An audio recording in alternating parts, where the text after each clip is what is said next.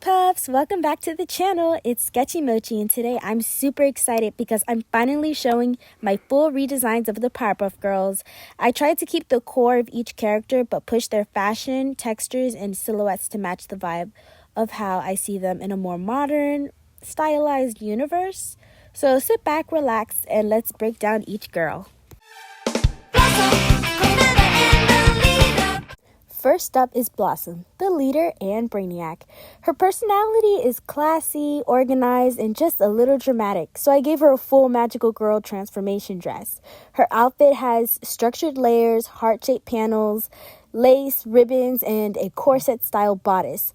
The bow themes repeat throughout the skirt because the bows have always been Blossom's signature, and I wanted to incorporate that in there. So the texture brushes I used actually made the dress feel sparkly and fantasy-like, almost like she was stepping out of a magical anime.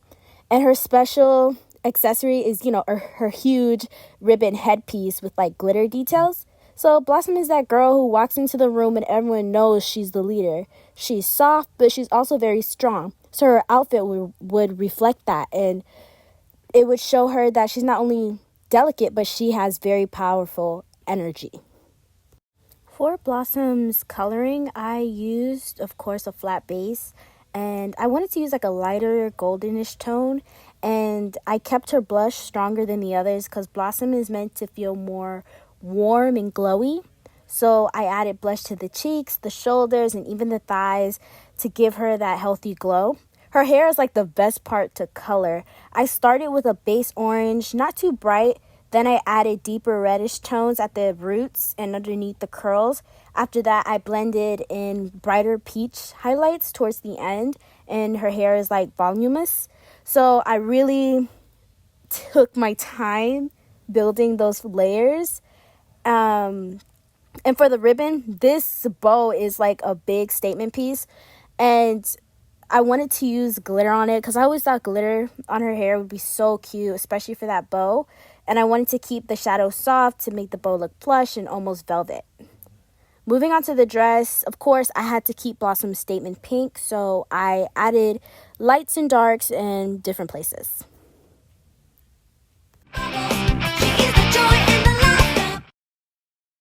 Next up is my personal favorite, Bubbles. Bubbles is a sweetheart of the three, and her magical outfit is all about charm, playfulness, and the softness of her personality. I used pastel blues, stars, checkered patterns, and a lot of sparkly textures to capture her bubbly personality. Her skirt is shaped like flower petals to match her personality, and I added bow details everywhere because Bubbles would absolutely bedazzle her whole costume if she could. Her boots have star shapes that match her theme of innocence and optimistic point of views. And for her casual outfit, I wanted to lean more into a modern, cute girl aesthetic. The dress has tiny sailor vibes because of its youthful and sweet without being too childish kind of feel. And the gradient from going to a deep blue into a soft teal adds a dreamy effect. And her shoes are those cute platform Mary Janes that top off her gentle vibe. Her portrait is one of my favorites because her expression is so soft and sweet, and with her blushy cheeks and gentle smile, the round glasses make her look bookish and quirky in the best way, and her hair buns with instant sparkle accents keep her recognizable as Bubbles, so I wanted to lean more into that. I wanted to add little blue barrettes because I just thought they were so adorable. Bubbles was probably the most easiest to color because, her coloring process is all about the pastel glow and the cute details. So, of course, I started with a skin tone as she kept the lightest tone of the three. And I kept her blush very soft, just a gentle airbrush of her cheeks, nose, and elbows. Since Bubbles has a more gentle look, so I avoid heavy shadows, and her hair is a golden blonde, so I laid down a pale yellow base and I added the deeper golds. And of course, I had to give her little blue glittery barrettes. I think that's what they were called. Barrettes, hair clips, whatever you call it. And for her dress, I just had to go in with the blues, the skirts. I wanted to use darker shades of blues and even incorporate little pinks here and there to give it that bright look. And of course, last but not least, we have Buttercup.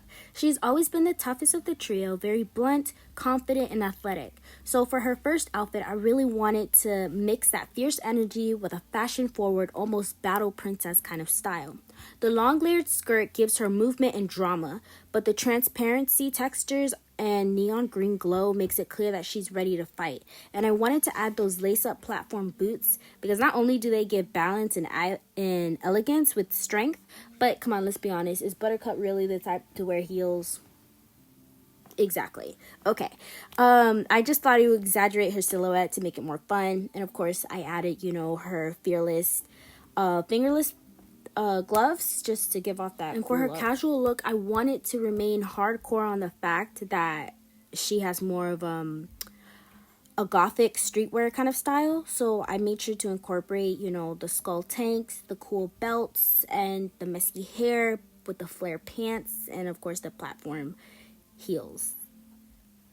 And of course I want to keep her hair like messy because let's be honest, I think her hair is like, she's kind of like Toga, so I just thought of her like with having like messy hair. Moving on to the coloring process, of course for her I gave her a base skin tone and I added blush. I thought the blush was really nice because of her skin. And of course I did her hair black, but I thought it would be cool to add like little neon green highlights in her hair because I just thought it would be super pretty. And for the outfit, I started filling in the clothes with midtones first. For the dress version, I used a deep green base, and then after that, I layered like a lighter green to built in like gradient. And then of course I used black for the inner part to make it cool. And I gave her like, glitter to really make it sparkle.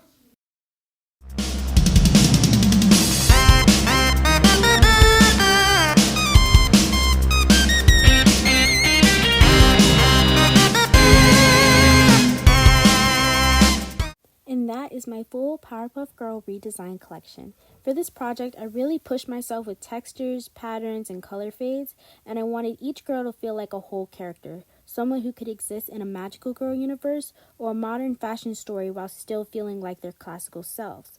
Let me know in the comments which redesign was your favorite and who do you want me to redesign next. Don't forget to like, comment, and subscribe so you don't miss any new art videos. Thanks for watching, Mochi Puffs. I'll see you in the next one.